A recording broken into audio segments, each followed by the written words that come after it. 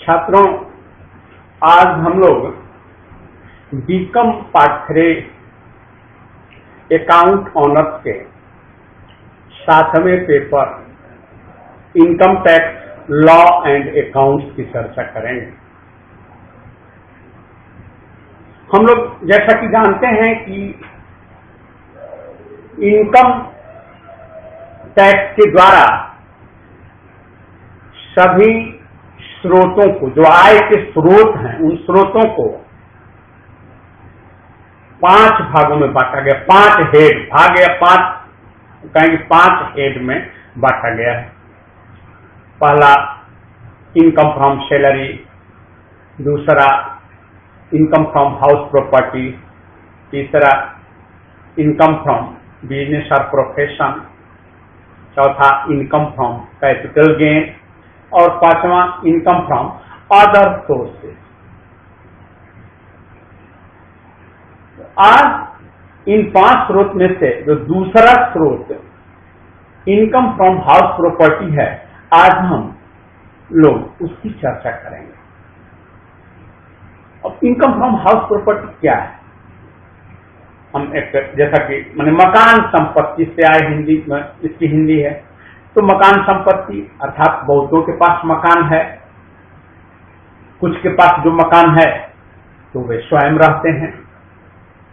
मान लीजिए कुछ के पास मकान है ही नहीं, ऐसे भी लोग हैं हमारे देश में, तो अब उनकी चर्चा यहाँ तो हम नहीं कर रहे हैं। तो लेकिन कुछ लोग हैं जिनके पास मकान है, बहुत आलीशान मकान है, लेकिन वे उसमें अपने स्वयं निवास करते हैं, स्वयं उनका रेसिडेंस है। लेकिन कुछ लोगों के पास मकान हैं तो क्योंकि वो या तो उनकी आवश्यकता से अधिक हैं, या उनके पास कई मकान हैं, या मकान में ही कई पोर्शन हैं, कई पार्ट हैं, उनको वे किराए पर दे देते हैं और इस किराए से कुछ आमदनी प्राप्त होती है। तो वैसी आमदनी इनकम टैक्स एक्ट के अनुसार इस हेड में रखी जाएगी। हेड का नाम आप लोगों ने देखा कि यह है कि इनकम फ्रॉम हाउस प्रॉपर्टी, मकान संपत्ति से आय। तो इस शीर्षक में वैसे मकानों की आय कर योग्य होती है जो स्वयं के प्रयोग में या किराए पर उठाई गई होगी। अब यहां स्वयं के प्रयोग का मतलब कि अगर स्वयं रहते हैं तो वो आय नहीं, और उससे कुछ प्राप्त नहीं होता है तो आय नहीं मानी जाएगी। लेकिन उसमें है कि कुछ स्वयं के प्रयोग में हो और किराए पर उठा दी गई हो तो वह जो है आय मानी जाएगी।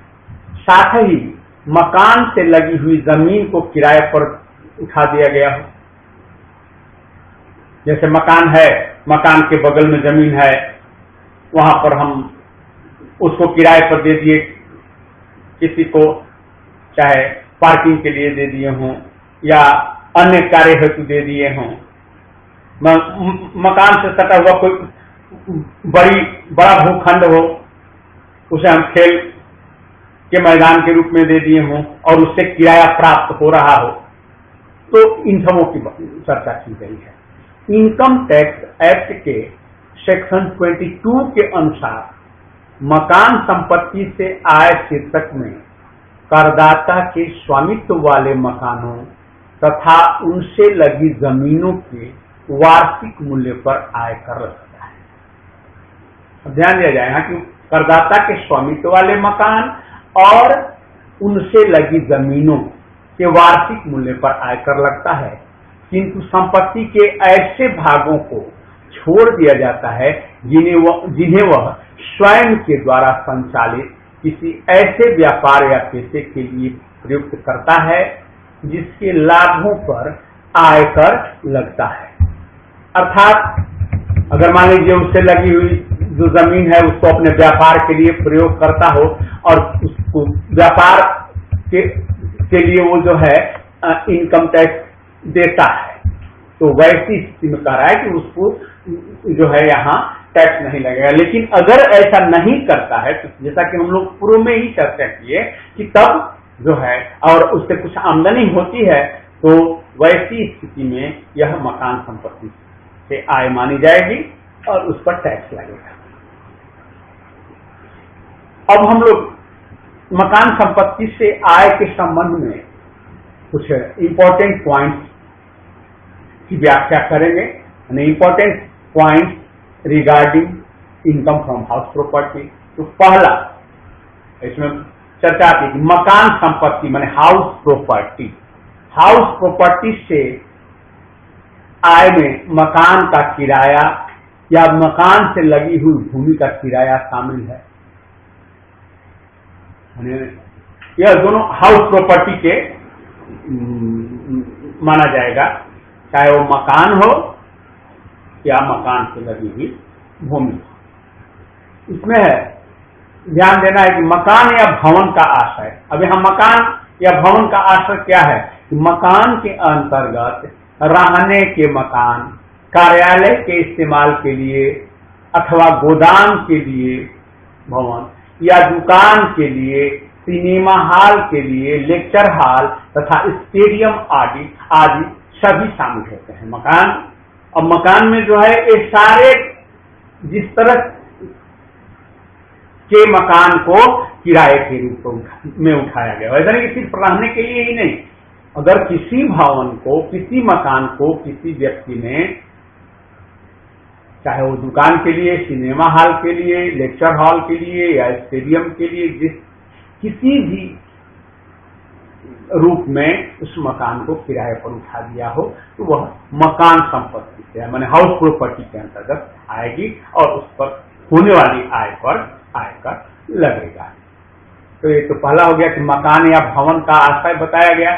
दूसरा है कि मकान से जुड़ी भूमि, क्योंकि बार बार इसकी चर्चा हो रही है, हम लोग देख रहे हैं कि मकान या मकान से जुड़ी जमीन, क्योंकि उस जमीन को आप खेती वाली जमीन नहीं कह सकते हैं। अगर वास्तव में उसमें आप अपनी खेती करते हैं तो वो अलग चीज है, तब उसकी चर्चा नहीं है। लेकिन चूंकि इनकम टैक्स का उद्देश्य होता है कि कोई कहीं से टैक्स की चोरी ना करे, टैक्स को बचाए ना, तो इसलिए उसने मकान के साथ उस परिभाषा में मकान से सटी हुई भूमि की भी चर्चा कर दी है। अगर उसी भूमि में खेती का कार्य होता हो, एग्रीकल्चरल वर्क होता हो, माने अपने स्वयं करता हो करदाता, तो फिर उसकी चर्चा नहीं करेंगे। लेकिन अगर उससे सटी हुई जो भूमि है, मकान से जुड़ी भूमि, तो मकान से जुड़ा हुआ स्थान या भूमि जैसे बागीचा, खेल का स्थान, गैरेज, पशुओं का शेड आदि मकान के हिस्से माने जाते हैं। इनसे होने वाली आय इसी शीर्षक के अंतर्गत कर योग्य होगी। अब कह रहा है कि मान लीजिए कि आपका मकान है, मकान से सटी हुई जो जमीन है उसमें आपने बागीचा लगा दिया, खेल का कोई स्थान बना दिया, गैरेज, इसकी चर्चा हम लोग पहले भी कर चुके हैं सामान्य ढंग से, लेकिन अब यहाँ विधिवत रूप में इसकी चर्चा करें कि ऐसा अगर कर दिया या पशुओं के लिए शेड बना दिया और किराए पर आपने दे दिया, तो ये जो है मकान का हिस्सा माना जाएगा और इनसे जो आमदनी होगी वह इसी शीर्षक में मकान संपत्ति शीर्षक के अंदर कर योग्य होगी। तो पहला हो गया मकान संपत्ति। उसमें हम लोगों ने 2 पॉइंट देखा मकान संपत्ति में कि मकान या भवन का मतलब हमने समझा और मकान से जुड़ी हुई भूमि। अब दूसरा हम बात करेंगे करदाता का मकान पर स्वामित्व। तो करदाता का मकान पर कानूनी स्वामित्व होने पर ही इससे होने वाली आय इस शीर्षक के अंतर्गत आती है। कहता कि उसका कानूनी स्वामित्व हो करदाता का, अगर उसका कानूनी स्वामित्व नहीं है तो वैसी स्थिति में इसकी चर्चा हम नहीं करेंगे। अर्थात उसका स्वामी हो, उसके नाम से वह मकान हो, वह उसका टैक्स देता हो, ऐसा नहीं कि किसी का दखल करके मकान कोई जो है गलत स्वामित्व हो तो उसकी चर्चा नहीं की जाएगी, वो तो गलत मान जाएगा। तो कहने का अर्थ यही है कि करदाता का मकान पर स्वामित्व होना चाहिए, तभी इस शीर्षक के अंतर्गत बात आती है। दूसरा हो गया। तीसरा है कि मकान भारत में स्थित हो। अब भारत में हम हैं तो भारत में मकान स्थित होगा तभी उसी की चर्चा करेंगे, क्योंकि मान लीजिए अगर कोई भारतीय ही हो और उसका विदेश में मकान हो तो वहां का देश उस पर टैक्स लेगा, तो इसलिए कहा जा रहा है कि भाई मकान जो हो वो भारत में स्थित हो। और लेकिन चौथा हमारा पॉइंट है कि अगर विदेश में मकान स्थित है तब क्या करेंगे। तो विदेश में यदि मकान स्थित हो, यदि करदाता का मकान विदेश में स्थित होने पर केवल निवासी की दशा में ही करयोग होंगे। अगर वो निवासी हो यहाँ का तो ऐसी स्थिति में करयोग होगा। असाधारण निवासी तथा अनिवासी करदाता की स्थिति में यह आय तभी करयोग होगी जब इसे भारत में प्राप्त किया गया हो। अर्थात जो है अगर भारत में प्राप्त नहीं किया गया है तो करयोग नहीं होगा। छात्रों, हम लोग निवासी, अनिवासी और साधारण निवासी की चर्चा पीछे ही कर चुके हैं, आप उसको अच्छी तरह जानते हैं। तो उन्हीं स्थितियों में कि अगर वो निवासी है यहाँ का तो वैसी स्थिति में करयोग होगा, लेकिन अगर अनिवासी है या असाधारण निवासी है तो ऐसी स्थिति में जो है करयोग तभी होगा कि अगर भारत में उसने प्राप्त किया हो। अगर विदेश में ही प्राप्त किया गया है तो वैसी स्थिति में ऐसा नहीं। अब जब मकान की बात आती है तो सबसे पहले ध्यान देना होता है कि चूंकि टैक्स सालाना लगता है, किसी भी आमदनी पर एक वर्ष में, एक वित्तीय वर्ष में आपकी जो आमदनी है उसी पर टैक्स लगता है। तो उस आमदनी के लिए जो है मकान संपत्ति के संबंध में अगर हम देखें तो बड़ा ही महत्वपूर्ण जो है होता है एनुअल वैल्यू, वार्षिक मूल्य। मकान का एनुअल वैल्यू क्या होगा, उसका वार्षिक मूल्य क्या होता है, क्योंकि टैक्स तो वार्षिक ही देना है। तो हम वार्षिक मूल्य की चर्चा करेंगे। किराए पर दिया गया अगर मकान है तो उसका क में है कि वार्षिक मूल्य का तात्पर्य उस राशि से है जितने में संपत्ति उचित रूप से प्रति वर्ष किराए पर उठाई जा सकती है। अब पता है कि यहाँ वार्षिक मूल्य का तात्पर्य उसे जितना कि उचित रूप से प्रति वर्ष किराए पर उठाई जा सकती है। और मान लीजिए मंथली हम 5,000 रुपये महीना लेते हैं तो 12 महीने का किराया हुआ 12/60। अगर वही मान लीजिए हो सकता है कि कोई पूरे वर्ष भर न रहा हो, कम ही दिन शुरुआत में ही आया हो, या आया और 6 महीना रह करके चला गया, तो अब उसका जो है उसी हिसाब से निकलता है। तो वही कह रहा है कि जो है उस राशि, वार्षिक मूल्य का तात्पर्य उस राशि से है जितने में संपत्ति उस संपत्ति को जो है उचित रूप से प्रति वर्ष किराए पर उठाई जा सकती है। तो ख है कि किराए पर उठाई गई संपत्ति पर प्राप्त वार्षिक किराया उपर्युक्त क में वर्णित उचित किराया से अधिक है तो प्राप्त अथवा प्राप्त किराया करेंगे। अगर जो एक तो हो गया कि उचित किराया वह वार्षिक मूल्य कहलाएगा, या अगर जो जिस संपत्ति को उठाया गया किराए पर अगर उसका वास्तविक जो किराया है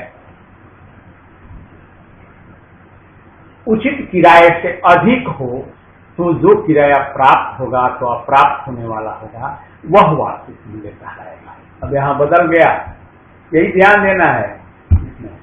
देखिए यह जो है actually income tax law and account बिल्कुल ही लॉ है, तो इसलिए इसमें अपने मन से हम लोग कोई बात नहीं करेंगे, सब कुछ लॉ के अनुसार माने टू द फैक्ट। इसमें ग कहता है कि किराए पर उठाई गई संपत्ति गत वर्ष में संपूर्ण वर्ष अथवा आंशिक अवधि के लिए खाली रहती है और मकान के स्वामी को प्राप्त या प्राप्त होने वाला वार्षिक किराया इस खाली रहने के कारण उपर्युक्त क में वर्णित किराए में से कम हो तो ऐसा प्राप्त या प्राप्त किराया है।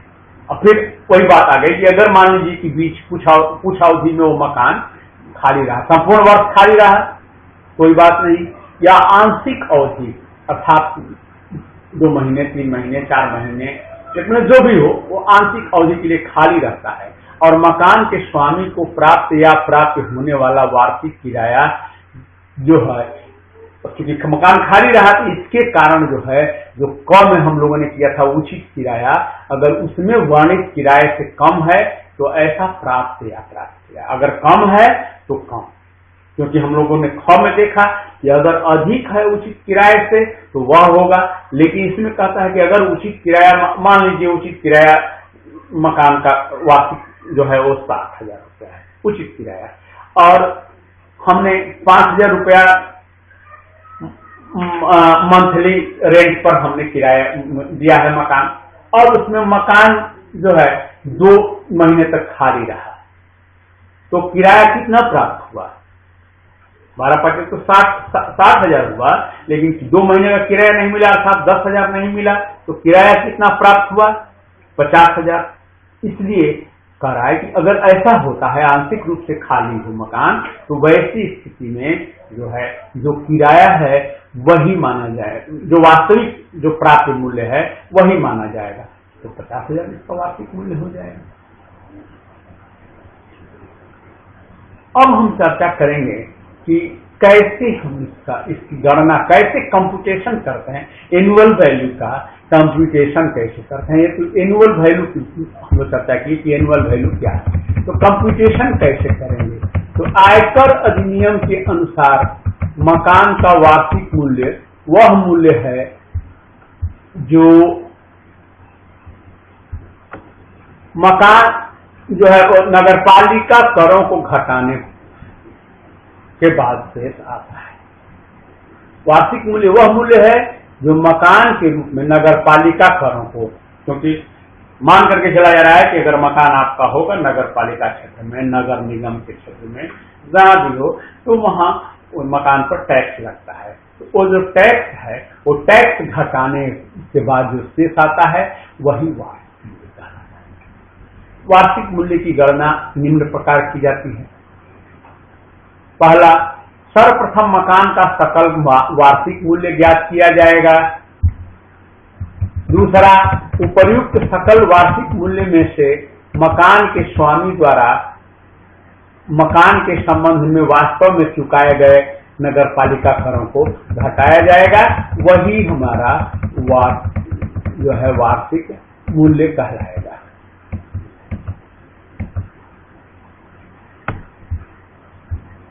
अब हम चर्चा करेंगे, यह तो हो गया हमारा वार्षिक मूल्य, लेकिन अब जरा सा हम कैलकुलेशन करें एनुअल वैल्यू के डिफरेंट सर्कमस्टांसेस। ये तो सामान्य स्थिति में है कि पहले जो मकान का जो उचित किराया है और इसके बाद कुछ नगर पालिका कर घटाने के बाद जो है चूंकि मूल्यांकन नगर पालिका भी करती है, मूल्यांकन मकान का आपके उचित किराए आपके कहने से उचित या प्राप्त, वो भी नगर पालिका का जो मूल्यांकन होता है और उसी पर वह जो है टैक्स लेती है, तो वही उसको घटा के जो आया।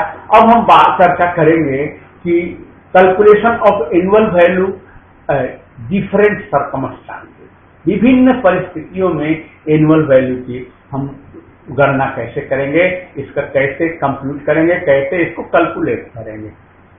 इसमें पहला है कि annual value of house property let out for full year. अगर हाउस प्रॉपर्टी जो है पूरे वर्ष खाली रही तब हम कैसे करेंगे कैलकुलेशन। तो इस स्थिति में संभावित किराया या वास्तविक किराया दोनों में से जो अधिक होगा वह सकल वार्षिक मूल्य होगा। कहने का मतलब है कि संभावित किराया माने क्या मिल सकता था, क्या संभावना मिलने की है, या वास्तव में जो प्राप्त हुआ, तो दोनों में से। और कब जब मकान को लगा दिया गया है साल मैंने पूरे साल के लिए, सॉरी हमने शायद बोल दिया खाली रहा नहीं, बल्कि पूरे साल जो है मकान किराए पर लगा हुआ है, वैसे मकान की बात कर रहे हैं कि इस स्थिति में संभावित किराया या वास्तविक किराया दोनों में जो अधिक होगा वह सकल वार्षिक मूल्य होगा। इस सकल वार्षिक मूल्य से मकान मालिक द्वारा गत वर्ष में चुकाए गए नगर पालिका कर की राशि घटा दी जाएगी और शेष राशि किराए पर उठाए गए मकान का वार्षिक मूल्य होगा। ये तो हो गया पहला एनुअल वैल्यू। कैसे, जब यदि मकान पूरे साल तक किराए पर उठाया गया हो तो वैसी स्थिति में जो है सकल वार्षिक मूल्य में से जो नगर पालिका कर चुकाया गया है उसको घटा दिया गया और शेष जो हो गया वो मकान का वार्षिक मूल्य। अब हम बात करेंगे, दूसरा है कि let out house which remains vacant for whole or any part of the previous year. अब दूसरा में है कि अगर जो है या तो वह होल ईयर वैकेंट रहा हो, पूरे वर्ष खाली रहा हो, या उसके कुछ भाग तक जो है खाली रहा हो, तो वैसी स्थिति में करते हैं। इसमें ये है कि मकान का पूरे गत वर्ष खाली रहना, तो ऐसी स्थिति में मकान का वार्षिक मूल्य जो होगा वो ऐसे भी देखने से क्या होगा, शून्य होगा, माने जीरो। वो मकान का कोई वार्षिक मूल्य नहीं होगा। अर्थात यहाँ हम चूंकि हमें कैलकुलेशन करना है तो हम अकाउंट की भाषा में कहेंगे कि शून्य होगा। बी, मकान गत वर्ष में कुछ माह खाली रहा। अगर मकान मान लीजिए कुछ माह खाली रहा हो तो इसमें है कि यदि मकान किराए पर दी गई अवधि का वास्तव में प्राप्त अथवा प्राप्त किराया संभावित किराए से अधिक है तो प्राप्त या प्राप्त किराया सकल वार्षिक मूल्य होगा। अगर संभावित किराए से अधिक है तो, और नहीं अगर नहीं अधिक है तो जो संभावित किराया है वह सकल मूल्य या वार्षिक मूल्य होगा, एनुअल वैल्यू होगा। इसमें दूसरा है कि यदि मकान किराए पर दी गई अवधि का वास्तव में प्राप्त या प्राप्त किराया मकान खाली रहने के कारण संभावित किराए से कम है तो प्राप्त किराया सकल वार्षिक मूल्य कहलाएगा। इसमें से मकान मालिक द्वारा गत वर्ष में चुकाए गए नगर पालिका कर की राशि घटाने के पश्चात शेष मकान का वार्षिक मूल्य होगा। तो ये परिस्थितियां हो गई। अगली परिस्थिति है कि let out house which does not remain vacant, माने let out house which does not remain vacant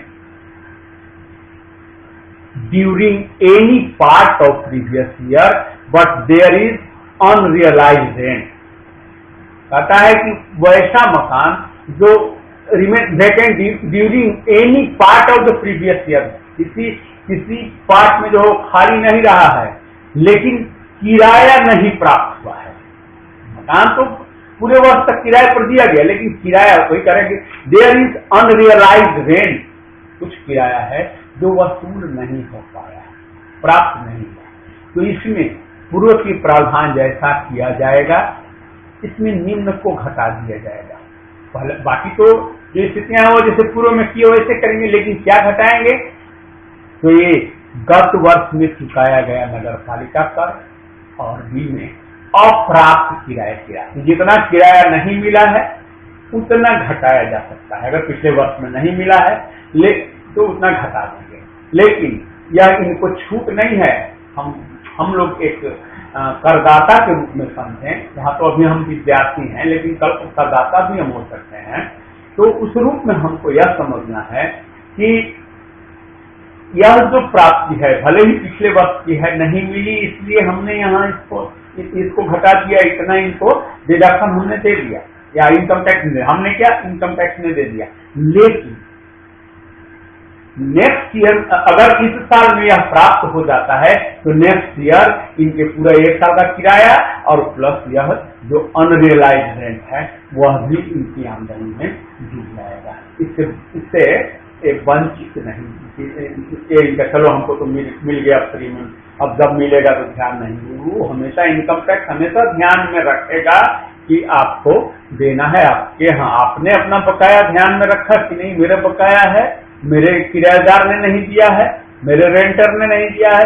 तो इनकम टैक्स को भी ध्यान में भी है कि आपने पिछले साल का इतना डिडक्शन ले लिया है अनरियलाइज रेंट के रूप में, वह आपका मिला या नहीं। अगर मान लीजिए नेक्स्ट ईयर भी नहीं मिलता है तो कोई बात नहीं, फिर आगे, लेकिन जब मिलेगा तो उस समय वह टैक्सेबल इनकम में आपके जोड़ा जाएगा और उस पर भी टैक्स लगेगा।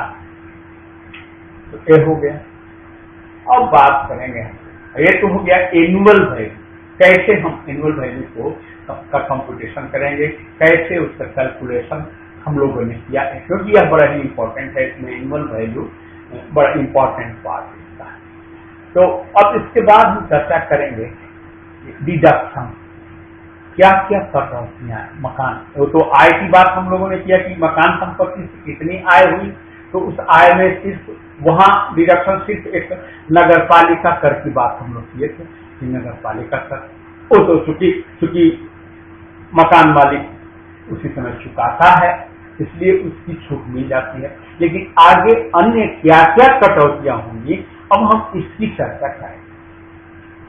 तो इस इनकम फ्रॉम हाउस प्रॉपर्टी जो हेड के अंतर्गत कर योग्य आय की गणना करने हेतु सेक्शन 24(1) के अंतर्गत एनुअल वैल्यू में से निम्न डिडक्शन जो है एडमिसिबल है, निम्न कटौतियां स्वीकृत है।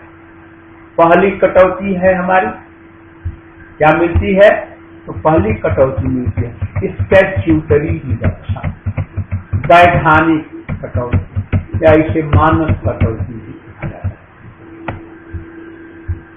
क्योंकि मकान एक बार तो बन जाता है, लेकिन सिर्फ बनने से ही मकान की लाइफ नहीं रहती है, बीच बीच में उसमें जो है कुछ रिपेयर के लिए या उसके रंग रोगन के लिए या मेंटेनेंस के लिए कुछ खर्च किए जाते हैं। तो वैसी स्थिति में जो है एक स्टैट्यूटरी डिडक्शन या मानक कटौती या स्टैंडर्ड मिलता है, वह है वार्षिक मूल्य का 30% ऑफ द एनुअल वैल्यू। अब चाहे आपका खर्च जितना भी हो जाए, आप अपना खर्च करें। अब मान लीजिए मकान के रिन्यूअल मकान का आपने किया, मकान में कोई एक्सटेंशन किया, तो उसके लिए अलग से आप छूट का दावा करेंगे कि हाँ हमने मकान में कुछ और, मान लीजिए 2 मंजिला मकान था आपका, आपने उसको 3 मंजिला बना दिया, 4, तो यह इस खर्च की कटौती इसमें यह है कि सामान्य खर्च के लिए जो है उसमें मकान के चाहे डिप्रिसिएशन हो या बाकी अन्य खर्चों के लिए 30% का जो है स्टैट्यूटरी डिडक्शन मिलता है। तो यह कटौती के रूप में मिला। इसमें ध्यान देंगे कैसे मानक कटौती कैसे, तो मानक कटौती जो स्टैट्यूटरी डिडक्शन है वह वार्षिक मूल्य का 30% दी जाएगी, चाहे मकान के लिए कोई खर्च किया गया हो अथवा नहीं। हम लोग चर्चा किए कि भाई आप ऐसा कोई जरूरी नहीं है कि आप खर्च किए हैं नहीं किए हैं, 30% जो है आपको स्टैट्यूटरी डिडक्शन मिलेगा, मानक कटौती मिलेगी। दूसरा है यदि मकान का स्वामी एक से अधिक मकान अपने निवास के लिए प्रयोग में लाता है तो एक मकान को छोड़कर अन्य स्वयं के रहने के मकान किराया पर दिया गया माना जाता है। अगर मान लीजिए किसी के पास ज्यादा मकान है तो वैसी स्थिति में एक मकान तो उसका अपना मकान होगा, बाकी मकान को किराया पर दिया जाता है। तीसरा, ऐसा एक मकान जो स्वयं रहने का मकान हो उस पर मानक कटौती नहीं दी जाती। अब एक जो मकान जो आपके रहने का मकान है, क्योंकि उस पर आपको टैक्स नहीं देना है, तो वैसी स्थिति उस पर कोई कटौती आपको नहीं मिलेगी। अर्थात जो बाकी जो आपके मकान है, जिस मकान में आप नहीं रहते हैं, वो आपने किराए पर उठा दिया है और जिस पर आप टैक्स देते हैं, तो उसी मकान में जो उसका होगा एनुअल वैल्यू, उस एनुअल वैल्यू का 30% कटौती मिलेगा। इसको इस रूप में समझें। तो पहला तो हो गया स्टैट्यूटरी डिडक्शन। अब दूसरा है इंटरेस्ट ऑन होम लोन। जैसा कि हम लोग जानते हैं, मान लीजिए कुछ लोग तो जिनके पास अपनी पूंजी होती है, वे अपनी पूंजी से मकान बनाते हैं, लेकिन अधिकांश लोग पूंजी विहीन होते हैं या कम पूंजी से नौकरी पेशा वाले जनरली जो है वो लोन लेते हैं मकान बनाने के लिए, जिसे हाउस लोन कहा जाता है। तो वो चाहे बैंक द्वारा दिया जाता है, LIC देती है, या फाइनेंशियल इंस्टीट्यूशन या बहुत तरह की संस्थाएं हैं जो कि होम लोन के रूप में, और जिसका प्रचलन आज के समय में बहुतायत मात्रा में देखा जाता है। तो खैर, अब यहाँ है कि मकान, चूंकि आप जब लोन लेते हो तो उस लोन पर आपको इंटरेस्ट पे करना पड़ता है। ऐसा नहीं कोई मुफ्त में लोन दे देता है, तो इंटरेस्ट पे करना पड़ता है। वही कहा यहाँ है कि इंटरेस्ट ऑन होम लोन, मकान संपत्ति क्रय करने, उसकी मरम्मत करने या इसका पुनर्निर्माण करने के लिए लिए गए ऋण पर ब्याज की राशि कटौती योग्य होगी। इसकी कटौती मिलेगी। अब कितनी मिलेगी, यह जो है अध्ययन का विषय है। तो अब इसमें है कि कटौती योग्य है तो क्या आदाय इसमें इंपॉर्टेंट, यदि उपर्युक्त वाणिज्यिक उद्देश्यों के लिए ऋण लिया गया हो और उस ऋण को चुकाने हेतु कोई नया ऋण लिया जाता है, तो नए ऋण का भी ब्याज कटौती योग्य है। चलिए ठीक है। अब यह तो कहा जा रहा है कि मान लीजिए कि अगर एक लोन हमने लिया और उस लोन को चुका, हमें लगा बाद में कि यह जो है बड़ा इनका रेट ऑफ इंटरेस्ट बहुत महंगा है, बहुत ज्यादा है, तो वैसी स्थिति में ऐसा भी हो सकता है कि हम दूसरी जगह से लोन ले करके और उस लोन को हम चुका दें। और तो वही कह रहा है कि अगर उसको चुकाने के लिए भी लोन लिया गया है तो वो भी जो है होम लोन ही माना जाएगा और उस पर भी कटौती मिलेगी। तो दूसरा है कि ऋण लेने के लिए दी गई दलाली अथवा कमीशन कटौती योग्य नहीं है। अब मान लीजिए ऋण लेने के लिए आपने गलत ढंग से कोई दलाली या कमीशन दिया है तो उसकी कटौती नहीं मिलेगी। तीसरा, यदि किसी गत वर्ष में ब्याज का भुगतान नहीं किया जा सका है और अगले वर्ष ब्याज की राशि पर भी ब्याज दिया जाता है, तो ऐसा ब्याज कटौती योग्य नहीं है,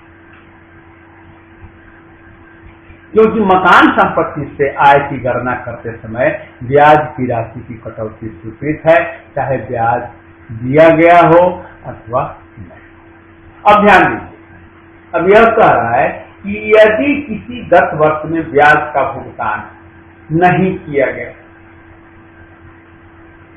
अब नहीं करेंगे, स्वाभाविक है कि उसके नेक्स्ट ईयर में जो है उस ब्याज पर भी ब्याज लगेगा, क्योंकि वो ब्याज तो मूलधन में जुट जाएगा, तो उस पर भी ब्याज लगेगा। तो वही कह रहा है कि उस पर जो ब्याज हो, उस साल का जो ब्याज होगा वो तो ठीक है, कटौती उसकी मिलेगी, लेकिन उस ब्याज पर जो ब्याज होगा वह कटौती योग्य नहीं होगा, क्योंकि आपको पिछले साल के ब्याज पर कटौती मिल चुकी है। क्योंकि कहता है कि अगर आपने पे किया, यह माना जाता है इनकम टैक्स के द्वारा कि जब इंटरेस्ट पर लोन लिया गया है तो इंटरेस्ट पे करता है ऐसे, तो आप यह माना जाता है, तो आप करें या न करें आप उसमें कटौती पाने के हकदार हो जाते हैं। तो आपने हो सकता है कि आपने कटौती ले लिया हो, तो वैसी स्थिति में कह रहा है कि अगर कटौती भी ले लिया आपने और पे नहीं किया, उसके चलते नेक्स्ट ईयर में आपको उस ब्याज पर भी ब्याज देना पड़ा, तो वह कटौती योग्य नहीं होगा। यह ध्यान रखने लायक पॉइंट है। चौथा है कि यदि मकान बनकर तैयार होने अथवा खरीदने के लिए कि गत वर्षों से संबंधित ऋण पर ब्याज देय है और ऐसा ब्याज इस अधिनियम के किसी अन्य प्रावधान के अंतर्गत कटौती योग्य नहीं है, तो इस ब्याज को मकान खरीदने अथवा बनकर तैयार होने वाले गत वर्ष से आरंभ होकर 5 समान वार्षिक किस्तों में कटौती योग्य होगा। अब यहाँ यह ध्यान रखें, यदि मकान बनकर तैयार होने अथवा खरीदने के पूर्व के गत वर्षों से संबंधित ऋण पर ब्याज देय है और ऐसा ब्याज इस अधिनियम के किसी अन्य प्रावधान के अंतर्गत अगर कटौती योग्य नहीं है, तो मकान खरीदने से लेकर या तो मकान खरीदने तक अगर सीधे आपने लोन पर लेकर के बनाया मकान खरीदा हो या मकान बनवाया हो, तो बनकर तैयार होने के गत वर्ष से आरंभ होगा और जो है आगे 5 समान वार्षिक किस्तों में जो है कटौती योग्य होगा। यही ध्यान देना। तो यह तो हो गया छात्रों इनकम फ्रॉम हाउस प्रॉपर्टी। अब इसमें हम लोगों ने आज जो अध्ययन किया, तो एनुअल वैल्यू, पहले तो हाउस प्रॉपर्टी क्या है, मकान संपत्ति किसे कहते हैं, किसे या हम लोगों ने समझा। इसके बाद इसके एनुअल वैल्यू को देखा और इसके अलावा इसमें क्या क्या डिडक्शन दिए जा सकते हैं, कौन कौन सी छूट दी जा सकती है, इसकी हम लोगों ने चर्चा किया। तो आज हम लोग इस चर्चा को यहीं समाप्त करते हैं और शेष जो नेक्स्ट क्लास में हम लोग इसकी चर्चा करेंगे। धन्यवाद।